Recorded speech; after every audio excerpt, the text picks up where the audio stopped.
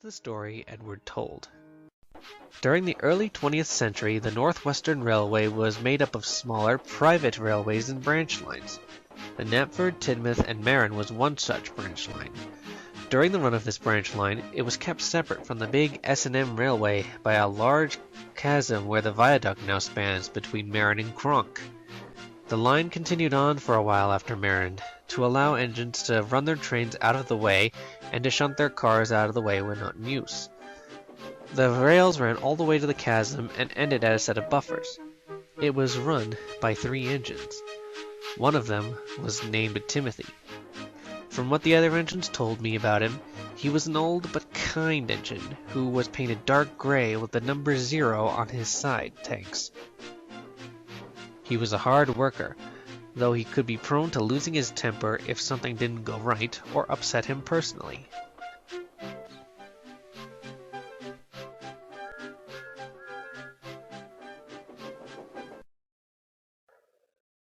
One day, his manager came and spoke to him. "Timothy, the railway doesn't have enough work for you," he said. "So I'll be placed here in the shed until further notice?" he asked. "No," said the manager. "Business doesn't seem like it will pick up in the near future. So rather than being stored here in the shed, you will be sold for scrap at the end of the week." Timothy was horrified when he heard that. "But sir, I can't be sold for scrap. I'm sure business will pick up soon. Could I not be loaned to another railway that needs another engine? Or be placed here until that time?" he asked. "Timothy, there is no other work on any of the branch lines for you, and it would cost too much to ship you to England, where work might be plentiful, or keep you maintained to wait for business to pick up. It would be cheaper to scrap you." "I'm sorry, but there's nothing I can do," the manager said before walking away. Nothing Timothy could say or do would persuade him to reconsider. Timothy was angry that he was going to be scrapped. He'd worked so hard all his life, and now the manager was scrapping him just to save money. He might be old, but he didn't feel like his time was up at all.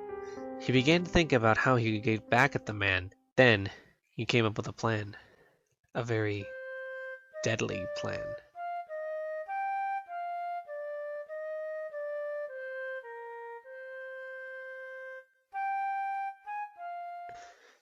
The night before he was to be sold for scrap, Timothy was to take a late-night train from the docks at Knapford to Marin. Before he left, he spoke to the other engines, who were not pleased to hear about his unfortunate fate. But Timothy was oddly calm about the whole ordeal. "It's okay," he said. "Every engine's time comes, and unfortunately it's my time now. After this run, I shall go on and head to the scrap yards, where I shall accept my fate." And with that he left for the docks, much to the confusion of the other engines.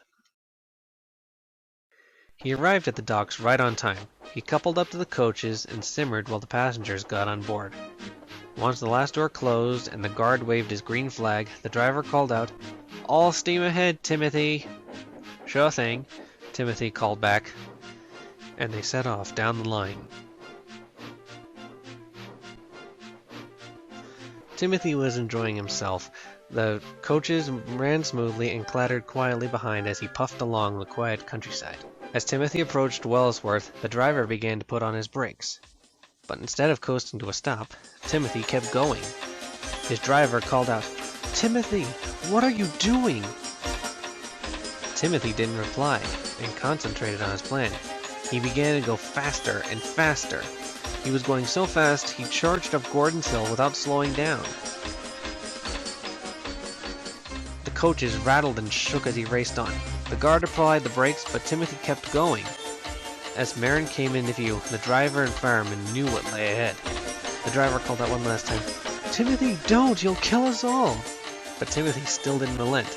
The driver and fireman tried all they could to let off steam, but nothing worked.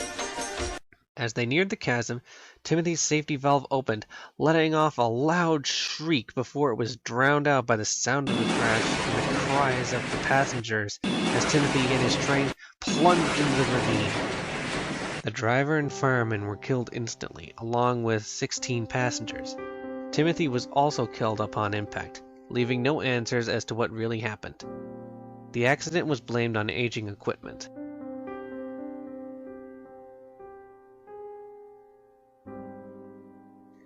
The branch line paid welfare to the grieving families and went bankrupt as a result. A couple years later, the newly formed Northwestern Railway bought the line, among others. The engines on the branch were kept in service and later sold to other railways, but not before their story was told to me.